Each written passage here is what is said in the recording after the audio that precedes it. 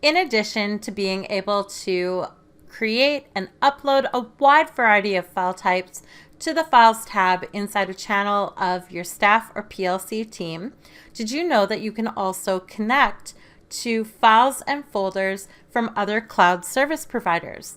What does this mean?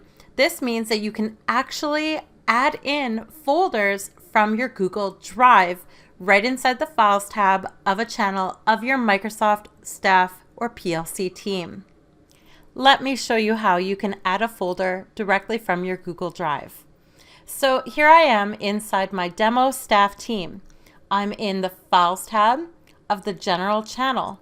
And if we look at the top menu, we see Add Cloud Storage.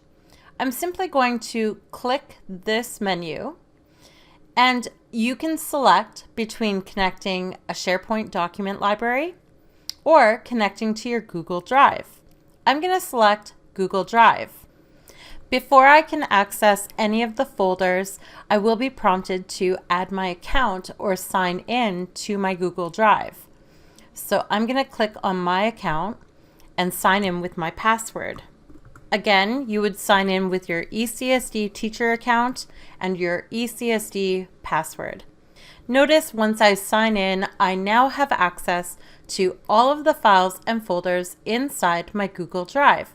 So let me find the folder that I wish to connect. Once I've selected my folder, I simply click Add Folder, and we'll give that a moment to connect inside the Files tab of the General channel of my staff room team. So here it is loaded. I can see that Google folder 2020-2021 PD session descriptions.